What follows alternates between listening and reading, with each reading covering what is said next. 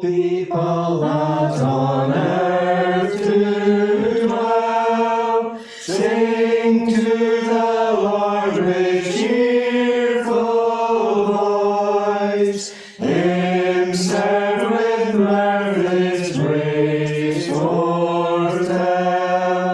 Come ye before Him and rejoice.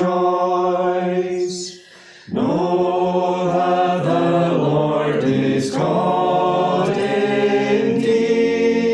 Without a rate He did us make. We are His flock, He doth us feed, and for His sheep He doth us take.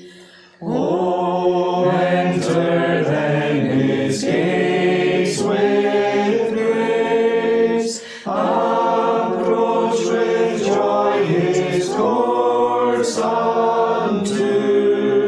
Praise God and bless His name always, for it is seemly so to do.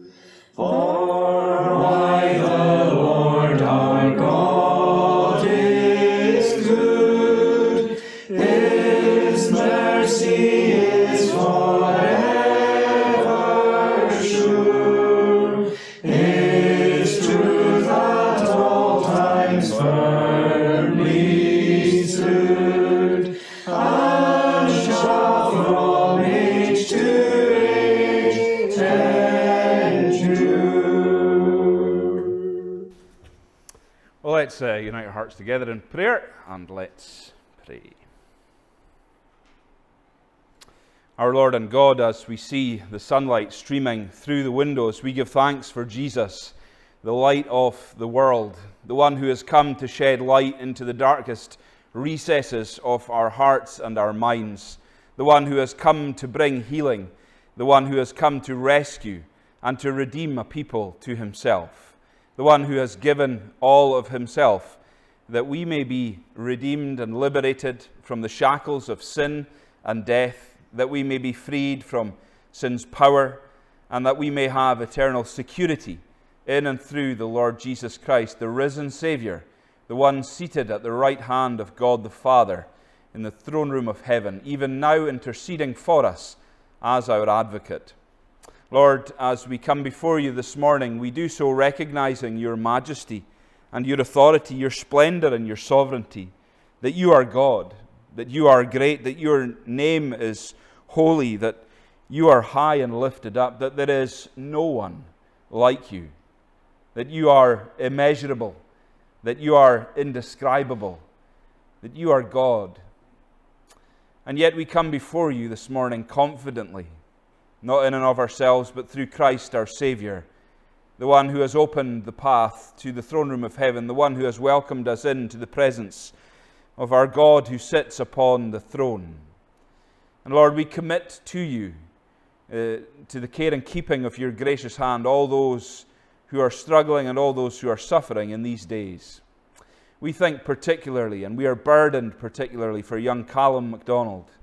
Lord, we pray your hand of grace upon him. We pray that you would heal him, that you would restore him, that it would be swift, that it would be comprehensive, that he would have full range of movement and speech and thought, that there would be no lasting impediment to him as a result of what he has experienced in these last days through that infection. Lord, we recognize that we are fearfully and wonderfully made, and yet in that we take so much for granted. We assume that we will be well. We assume that we will be healthy. We assume that things will not happen to us. And yet, in the providence of life, you bring many things to our door that are both unwelcome and unwanted. But Lord, we know that in all of these trials, you can use them for the good of those whom you love. And so we pray that even in the darkness and the trauma and the difficulty of the trial that the MacDonald family have faced in these last days, that you would bring forth light, and that you would bring forth blessing to them as a family. Lord, we remember others who are adversely affected by health issues, those who are struggling with low mood and whose minds are awash with different uncertainties. Lord, may they fix their eyes on you, and may they know great stability and great hope. May their faith in you rest wholly upon you and not upon themselves or their resources, knowing that all of these things are liable to lead us astray, but you are the one who is trustworthy. You are the one to whom we can fix our eyes and never falter. You are the one who leads us as the God who is faithful. Lord, we remember those who are far from home just now, those who are in different parts of the world, those who feel remote and isolated from those whom they know and love. And we pray that you would be with them where they are and in what they are doing. We think particularly of those who have given themselves to missionary work, to endeavours for the gospel cause, to take the good news of Jesus to the ends of the earth, to go and to make disciples of all nations. Lord, would you uphold and keep them, strengthen and sustain them, encourage them in a work which will feature dejection and rejection so often. Lord, may they look to you and may they shine with joy. We remember those today who are on holiday, those who are enjoying time with family, those who are spending time in different places. Lord, would you give them rest and relaxation and rejuvenation. Remember Martin as he prepares to lead on Wednesday evening, and as the church gathers together to pray, that great privilege which is ours to come before the throne of grace. Would you be with Martin as he prepares in that, vanquishing any nerves that he may have. We pray too for Ronnie as he prepares for next Sunday. We pray that you would give him insight and understanding, knowledge and clarity of thought as he prepares to bring and to expound the unsearchable riches of Christ here in this place. And we pray now that you would bless us and that you would keep us in all that we do, and that it would all be pleasing in your sight, for we ask it in Jesus' name. Amen. Well, let's read, folks. We're going to read from Nehemiah chapter 12. We're almost toward the end. One more chapter to go in our study of Nehemiah, and it has been insightful and I hope helpful as we've gone through it. Nehemiah is the story of the man who listened to the call of God and who responded in faith, going to a people and a place where he had never been and fulfilling the will of God in rebuilding, spearheading the rebuilding project of the city wall around Jerusalem. But he didn't stop there, did he? The first 6 chapters are about that rebuilding process, but from 7 till we are just now in verse 12, we've seen the renewal of the people. The wall has been renewed, but now the people are being renewed. The worship of God is being renewed. The Spirit of God is at work. The people are under the Word of God. They're rejoicing in the Word of God. And we come in chapter 12 to the dedication of the rebuilt wall. A great celebration of all that has been accomplished. 52 days was all it took for that wall to be built. Now, we looked the last time at chapter 11, and there was a load of names there, and we thought, what can there possibly be in all of these names? And yet, as we looked at that, I think we found that there was some helpful pointers and principles for us to follow, whether we're just living in a place or attending, whether we're serving or working or praying or watching. These are all necessary aspects. And the list of names continues into chapter 12, so I'm going to skip over that, and we're going to pick up the reading of Nehemiah at chapter 12 and verse 27 under the heading, the dedication of the wall of Jerusalem. So, let's read God's word together. At the dedication of the wall of Jerusalem, the Levites were sought out from where they lived and were brought to Jerusalem to celebrate joyfully the dedication with songs of thanksgiving and with the music of cymbals, harps, and lyres. The musicians also were brought together from the region around Jerusalem, from the villages of the Netophathites, from Beth Gilgal and from the area of Geba and Asmaveth. For the musicians had built villages for themselves around Jerusalem. When the priests and Levites had purified themselves ceremonially, they purified the people. the gates, and the wall. I had the leaders of Judah go up on the wall. I also assigned 2 large choirs to give thanks. One was to proceed on top of the wall to the right toward the dung gate. Hoshaiah and half of the leaders of Judah followed them, along with Azariah, Ezra, Meshullam, Judah, Benjamin, Shemaiah, Jeremiah, as well as some of the priests with trumpets, and also Zechariah, son of Jonathan, the son of Shemaiah, the son of Mattaniah, the son of Micaiah, the son of Zakur, the son of Asaph, and his associates. Shemaiah, Azarel, Milalai, Gilalai, Maai, Nethanel, Judah, and Hanani, with musical instruments prescribed by David, the man of God. Ezra, the teacher of the law, led the procession. At the fountain gate, they continued directly up the steps of the city of David on the ascent to the wall and passed above the site of David's palace to the water gate on the east. The second choir proceeded in the opposite direction. I followed them on top of the wall, together with half the people, past the Tower of the Ovens to the broad wall, over the gate of Ephraim, the Jeshanah gate, the fish gate, the Tower of Hananel, the Tower of the 100, as far as the sheep gate. At the gate of the guard, they stopped. The 2 choirs that gave thanks then took their places in the house of God. So did I, together with half the officials as well as the priests, Eliakim, Maaseiah, Miniamin, Micaiah, Elioenai, Zechariah, and Hananiah with their trumpets, and also Maaseiah, Shemaiah, Eleazar, Uzi, Jehohanan, Malchijah, Elam, and Ezer. The choirs sang under the direction of Jeshahiah. And on the day they offered great sacrifices, rejoicing because God had given them great joy. The women and children also rejoiced. The sound of rejoicing in Jerusalem could be heard far away. At that time, men were appointed to be in charge of the storerooms for the contributions, firstfruits, and tithes. From the fields around the towns, they were to bring into the storerooms the portions required by law for the priests and the Levites, for Judah was pleased with the ministering priests and Levites. They performed the service of their God and the service of purification, as did also the musicians and gatekeepers, according to the commands of David and his son Solomon. For long ago, in the days of David and Asaph, there had been directors for the musicians and for the songs of praise and thanksgiving to God. So in the days of Zerubbabel and of Nehemiah, all Israel contributed the daily portions for the musicians and the gatekeepers. They also set aside the portion for the other Levites, and the Levites set aside the portion for the descendants of Aaron. Amen. May the Lord bless that reading to us. Let's just pray again. Let's unite our hearts. Father God, we thank you for your word, for all of its instruction, for the insight that it gives us, for the principles set forth that are timeless and that are universal. Lord, we look at a portion of Scripture that is ancient amongst a people, an ancient people, and yet we see that there is nothing unique to them that is not also experienced by us. But Lord, we pray for the faith of those in Jerusalem in the days of Nehemiah. We pray for the hunger that they had for your word. We pray for the desire to be in your word, around your word, under your word, considering its teaching, following its instruction, obeying its command.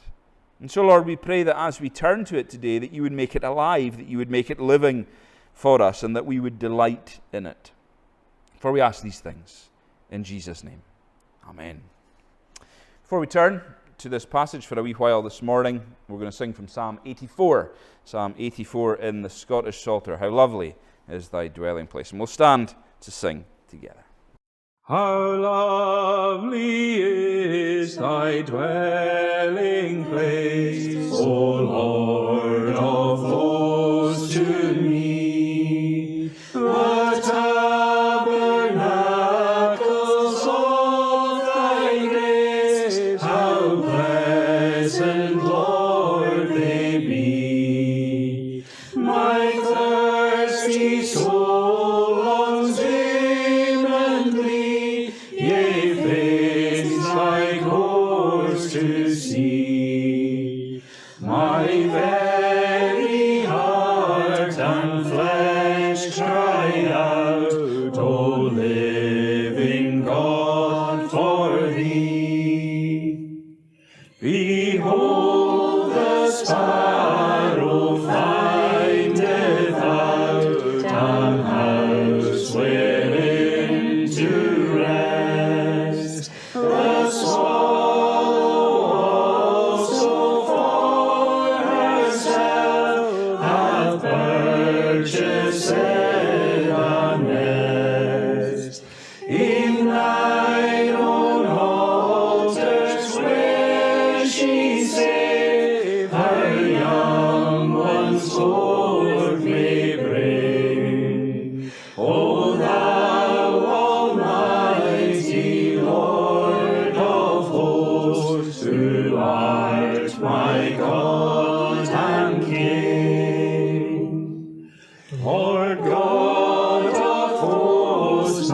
prayer hear, O Jacob's God, give ear. See God our shield, look on the face of thine anointed dear.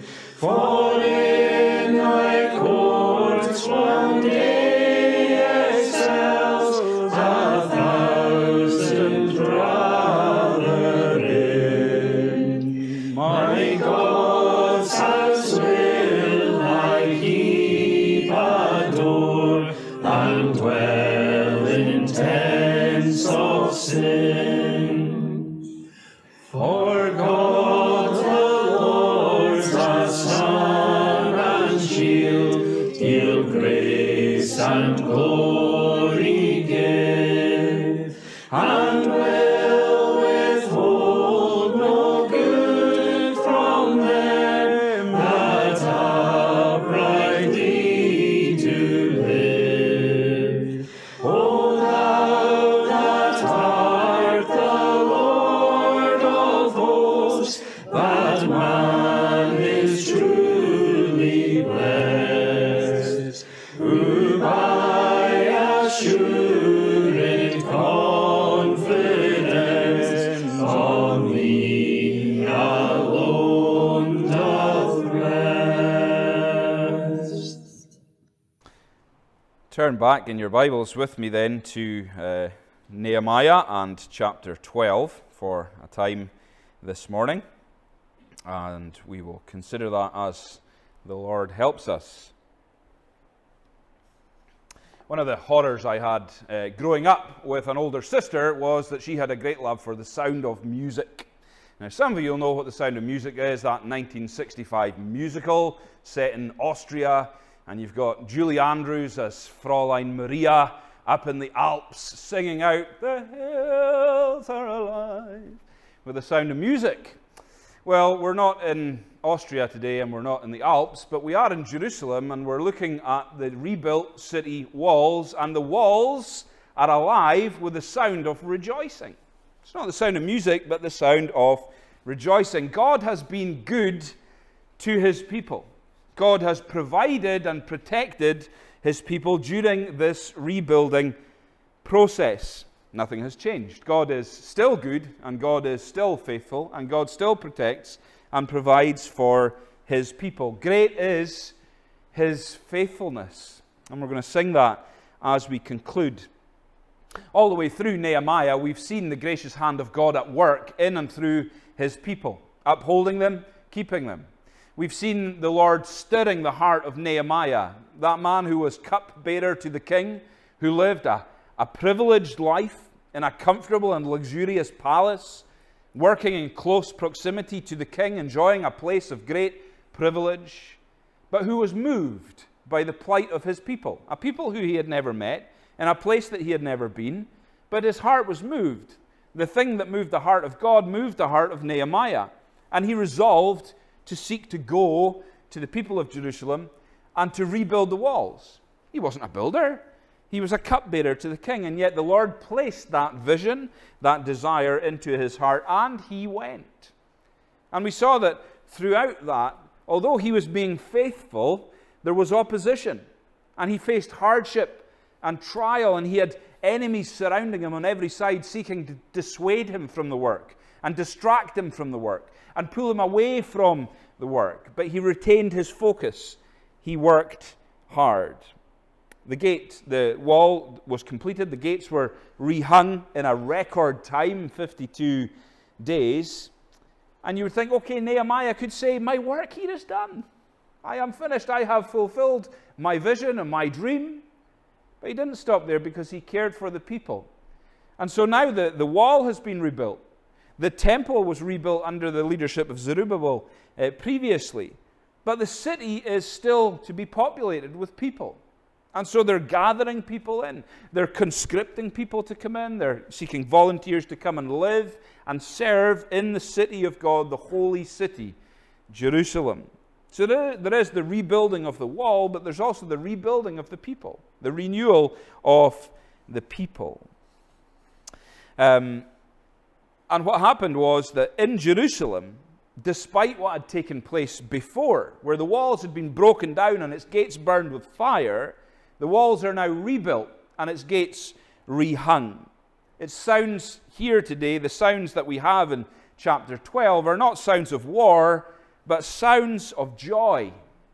Not swords, but cymbals enjoyed in the blessing and the grace of God. You can almost imagine, can't you, the Middle Eastern correspondent, the correspondent to Israel, Jeremy Bowen, being interviewed.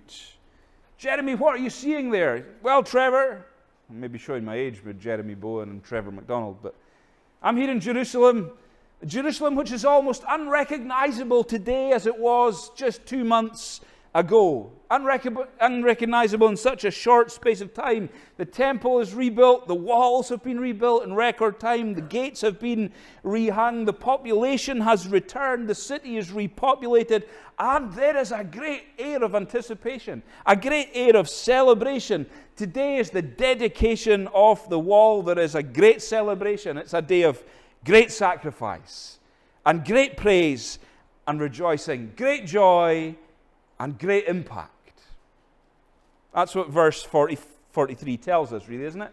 That surmises, that's a summary of what we have in chapter 12 and the rededication, or the dedication of the wall. Verse 43, and on that day, they, the people of God, offered great sacrifices, rejoicing, because God had given them great joy. The women and children also rejoiced, and the sound of rejoicing in Jerusalem could be heard far away. The sound of rejoicing could be heard far away. What's involved then in great rejoicing? Well, we've got 4 things here, haven't we? Great sacrifice, great praise, great joy, great impact. Though this is many hundreds of years ago, many hundreds of years before the birth of Jesus, there are principles contained within this portion which are timeless in their application and their universal application to us even here today. So let's take these 4 things briefly this morning. Number 1, great sacrifice.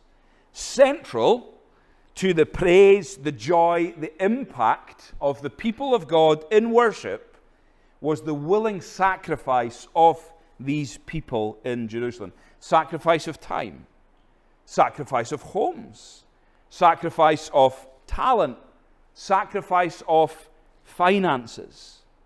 They were willing to give. They were willing to be engaged. They were willing to give sacrificially. A couple of things about this sacrifice, this sacrificial giving. Number 1, it was organized. It was organized giving. It wasn't haphazard, was it? Verse 44, at that time, men were appointed to be in charge of the storerooms for the contributions, first fruits, and tithes. Men were appointed to be in charge of storerooms which were set up in anticipation of the first fruits, tithes, offerings that people would give. Remember who these people are. They are those who have been presented with the brokenness of their sin. They've acknowledged their waywardness before God, that they have departed from His paths, departed from His principles. And they have repented of that. And they have prayed to God for mercy, and they are made alive by the Spirit and through the Word, and they are renewed. They hear the call of God to do certain things, and they go ahead and do it. They obey. They are faithfully obedient people. And as a result, they are a people who will be willing to give sacrificially for the good of the gospel, for the work and witness of the church. The city had been refortified. The walls had been rebuilt. The people had been redeemed and restored and renewed spiritually, and therefore the natural follow-on from that would be that the logical extension was this renewed people of God whose hearts had been opened would also open their wallets and their purses, having witnessed the gracious hand of God in their lives, having seen how He sustained them, how He imbued with with wisdom and discernment and leadership, Nehemiah and Ezra and those over them. Having been kept safe from opposition from every angle, the expectation was from the overflow of their hearts, they would give. They would give to the church. And so they had to set up a storeroom for all the stuff that people were going to bring. Now, we don't have a storeroom today, but there is still that expectation, isn't there? We don't ask for money very often. We don't speak about it. It's one of these taboo subjects, almost. And yet it's a biblical principle that we will, if redeemed and if desiring to see the work of the gospel continue and grow, we will give.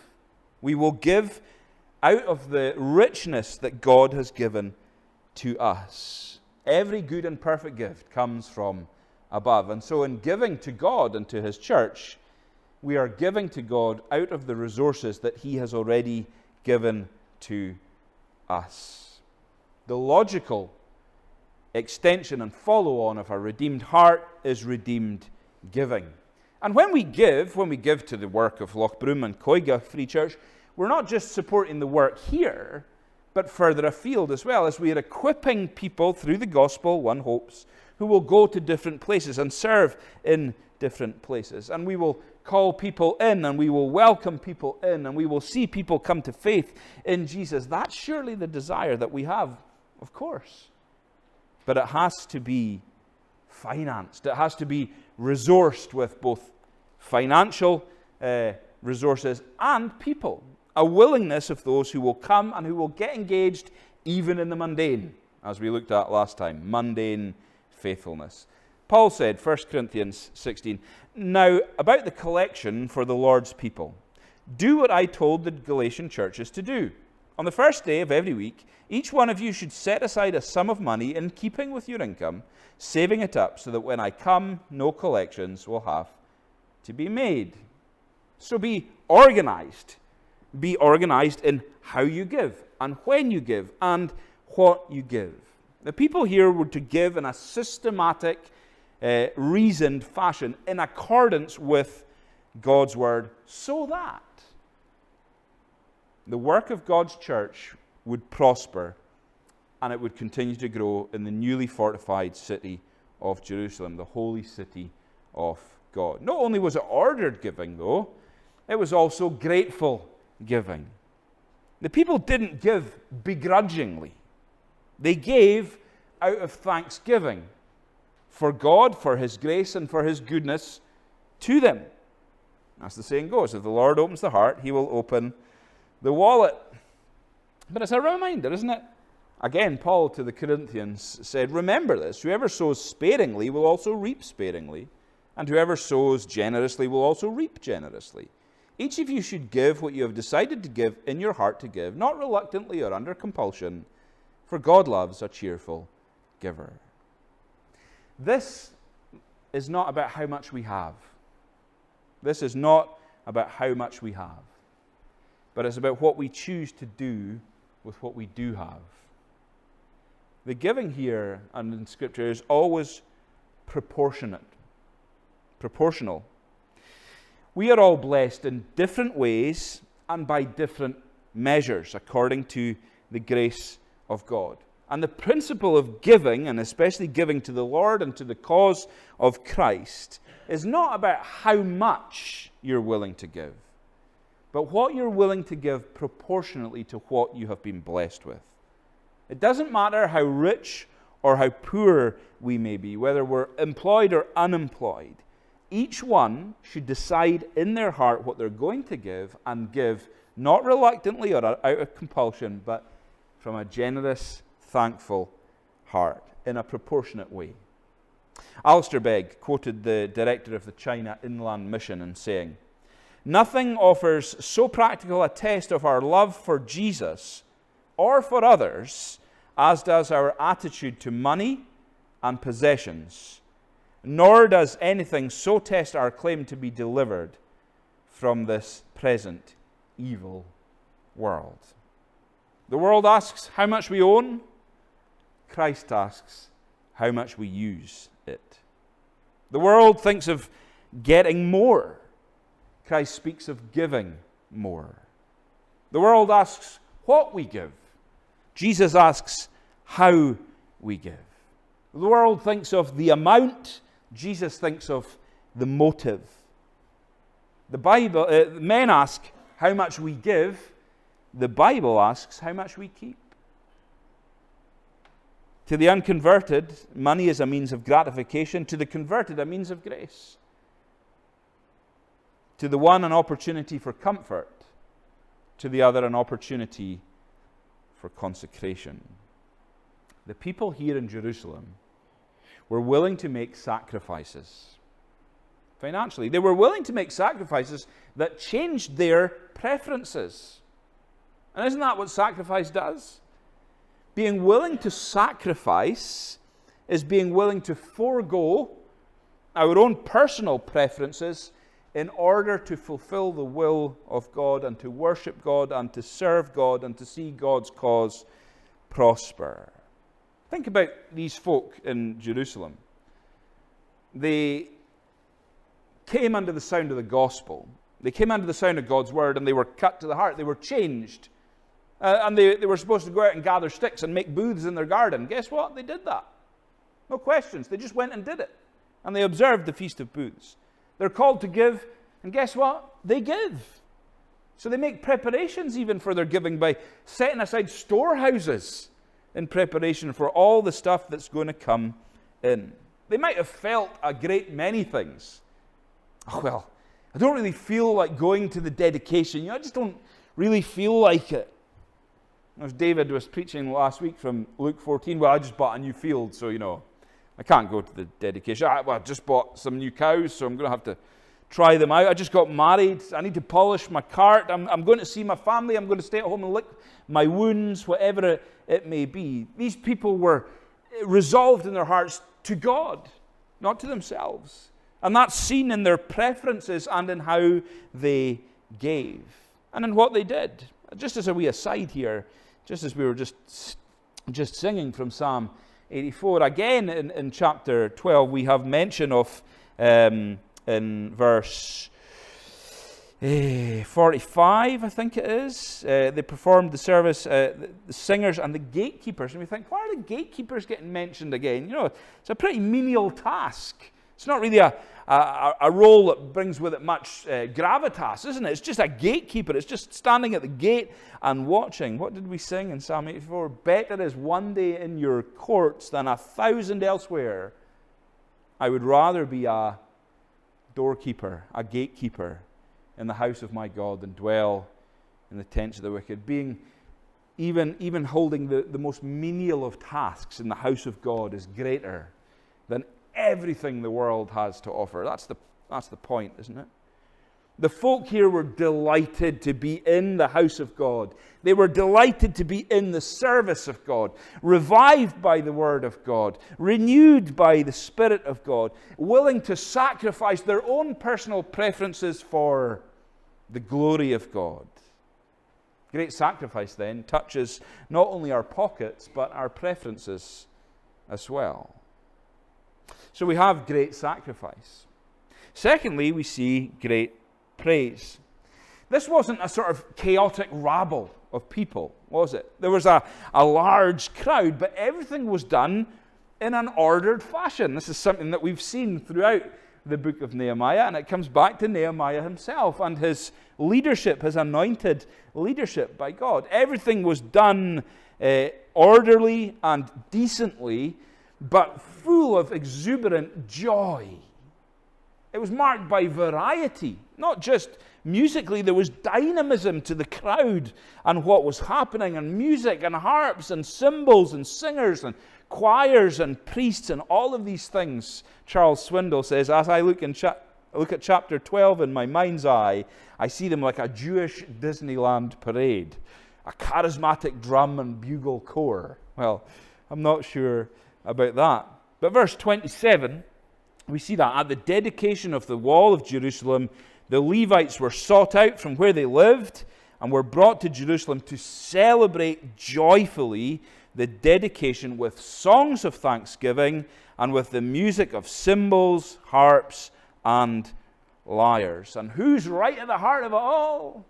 Nehemiah and Ezra.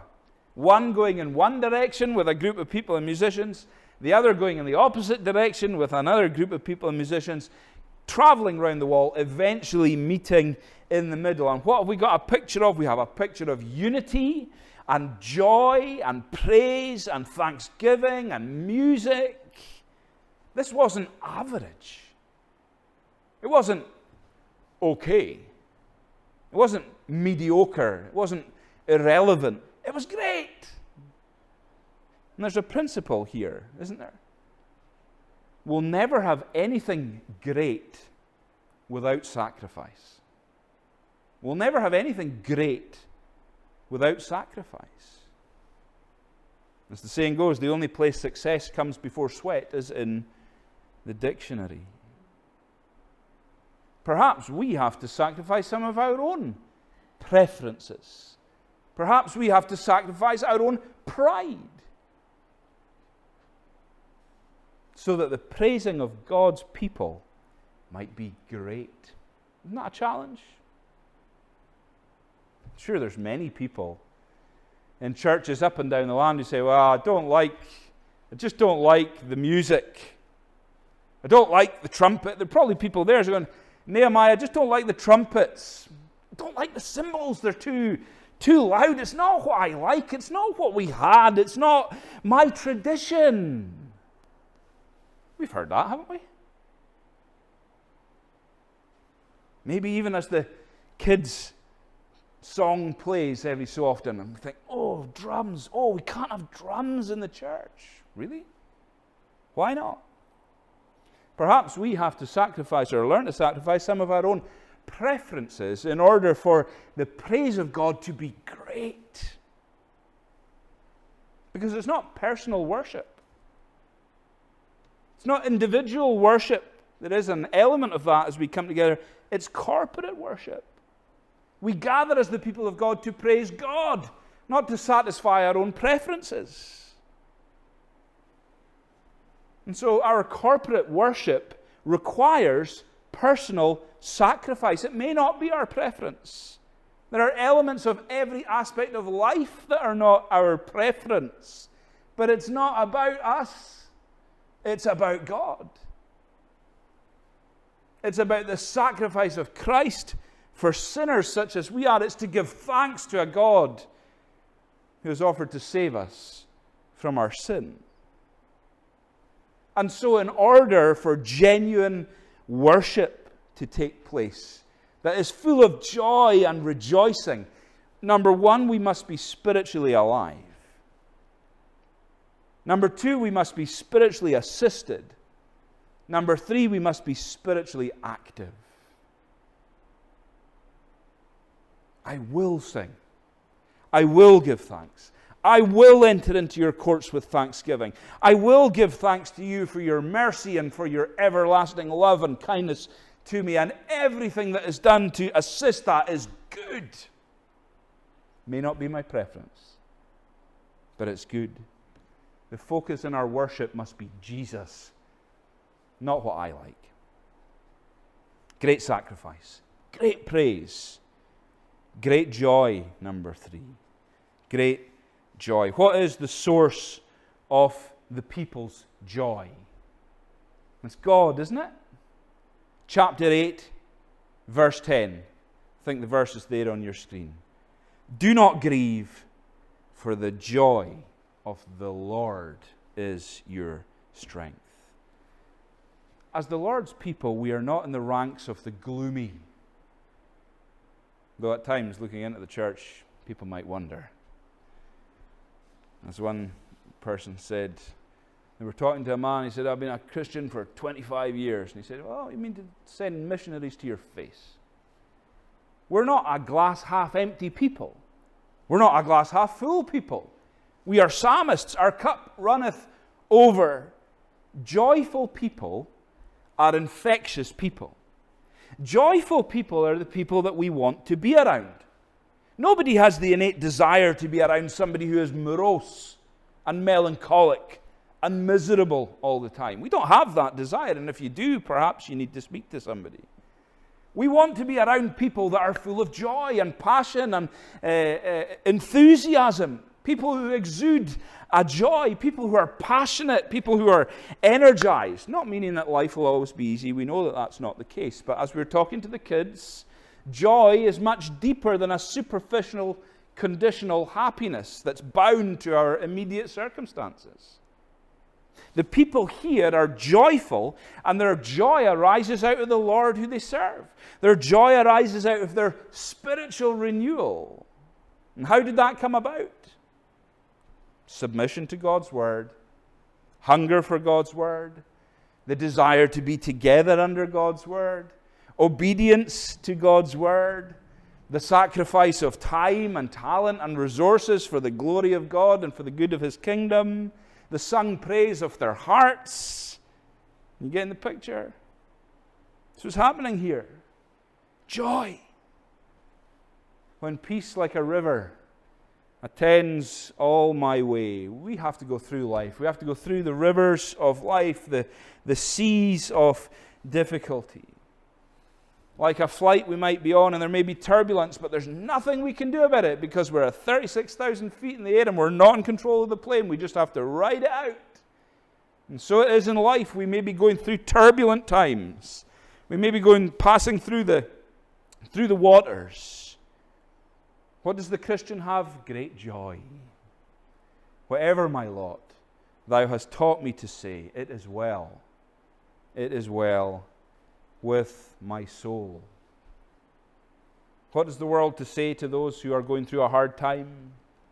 Those who grieve? Nothing. Nothing. Without Christ, there is nothing. Without the Lord, there is no hope. Without faith, there is just despair and emptiness. But with the reality of a living Savior, Christ, there is hope. With the Word of God, with a genuine joy. The Christian is not immune from trouble. Indeed, quite the opposite, as we've seen through Nehemiah. But somehow there can be joy even in our tears. 1 Thessalonians 5, rejoice always.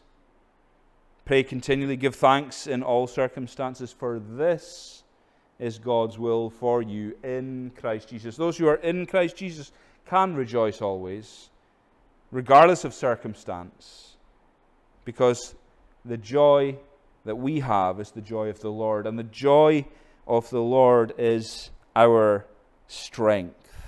The source of our joy is not our circumstances, it is our eternal security in Christ Jesus. I wonder if you know that joy in your life this morning. Is He the source of your joy? Second here, the course of your joy.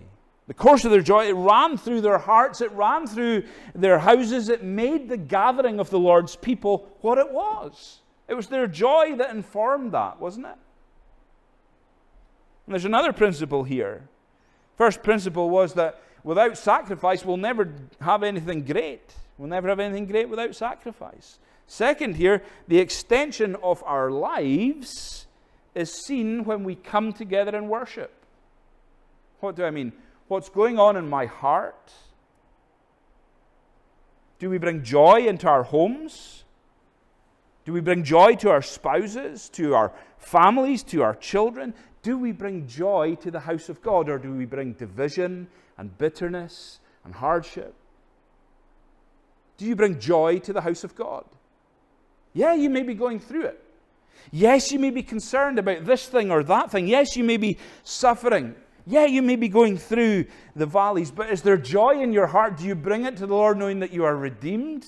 Whatever your lot, He has taught us to say it is well. It is well with our soul. There is joy even in the darkness. And the force of joy is a dynamic force. Fourth thing here, finally, briefly, let's add a fourth. Worshippers who gave sacrificially. Worshippers who praised joyfully and exuberantly. Worshippers who knew great deep and life-transforming joy in the Lord, what does it lead to? It leads to the last sentence of verse 43. The sound of rejoicing in Jerusalem could be heard far away. How far away can our rejoicing in Jesus be heard? People here made an impact. They could be heard. The sound was unmistakable. The sound of joy. You know, it's like when you go to a run rig concert. Okay, I might pick football, but I don't go to football. You go to a run rig concert, and they play Hearts of Old and Glory, and they stop halfway through, and the whole crowd there begins to sing. And you can hear it from miles around, I'm sure, if you're not right in the thick of it. You can hear it. It's unmistakable. It's Hearts of Old and Glory. The words are known by the 20,000 people that are singing. Or you walk past Hampden Park on a Saturday afternoon when Scotland are playing and Scotland are winning and Scotland score a goal or they equalise and the place erupts, and you would hear that all through the city of Glasgow. Rousing, powerful, unmistakable. What about the people who walk past our churches? Is our praise powerful and rousing and unmistakable? Are we marked by joy? Are we a people characterized by a willing sacrifice of both resource and preference? Are we those who love to raise our voices, who love to have accompaniment, who sacrifice our own preference for the glory of God? Wouldn't it be something if, as people walk past this building at 11 o'clock, 12 o'clock on a Sunday morning, that they would hear a people who give sacrificially, who praise willingly, who own joyfulness, and who make an impact in the world? So there's the question. There's the 4 questions we're left with this morning. Are you willing to sacrifice for the Lord? Are you willing to sacrifice your own lordship for His lordship? Are you willing to come to Him in faith and receive renewal and redemption and reconciliation with God and a place in His eternal kingdom? Because that's what He offers you this morning. Are you willing to give to Him what He has already given to you in willingness, proportionately, generously, in an ordered way, and in a grateful way? Are you willing to engage in worship even though perhaps it's not quite your style or your preference? And there might be cymbals, and there might be harps, and that's not what you had, yet it's in the Bible. Are you somebody who is marked by great joy? Your cup runneth over. You are the Lord's redeemed. Regardless of circumstance, you can rejoice always because your security is in Him. And He says nothing can separate you from His love and nothing can snatch you from His hand. And therefore everything else pales into insignificance. And you own that great joy in your heart. And as a result of all of these things, you will make a great impact. Are you making an impact through your willing, joyful faith? Are we as a church, are we as a congregation making a great impact? Is our praise and our rejoicing being heard far away? We pray that it will be. Let's pray. Our Lord and God, we thank You for Your word, for its instruction, for its searching nature. We pray that we would be those who are willing to sacrifice ourselves wholly and fully to You, that we would sacrifice that which we have been given to bolster the work of the gospel, that we would sacrifice our own preferences and likes in order to worship You with a clean heart, to worship You in spirit and in truth, to worship You as the one who is worthy of our worship, that we would know that great joy, a joy which passes all understanding, a peace which transcends all understanding. That we would make an impact, a deep impact for the gospel, and that you would use each and every one of us for the glory of your name and to build your kingdom here in this place, we ask. In Jesus' name, amen. Well, folks, we'll conclude by singing to God's praise from the hymn, Great is Thy Faithfulness. Let's stand and sing together.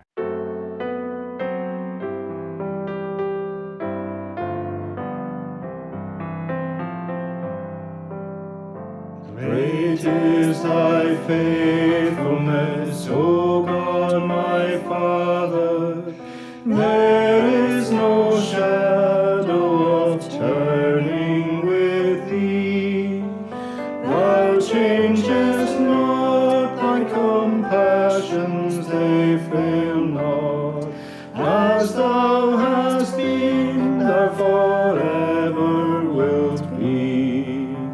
Great is thy faithfulness, great is thy faithfulness. Morning by morning, new mercies I see. All I have needed, thy hand hath provided. Great is thy faithfulness, Lord, unto me. Summer and winter and springtime and harvest, sun, moon, and stars in their courses above, join with all nature in manifold witness to thy great faithfulness, mercy, and love. Great is thy faithfulness, great is thy faithfulness. Morning by morning, new mercies I see. All I have needed, thy hand hath provided. Great is thy faithfulness, Lord, unto me. Pardon for sin and a peace that endureth, thine own dear presence to cheer and to guide, strength for today and bright hope for tomorrow, blessings all mine with 10,000 beside. Great is thy faithfulness, great is thy faithfulness. Morning by morning, new mercies I see. All I have needed, thy hand hath provided. Great is thy faithfulness, Lord, unto me.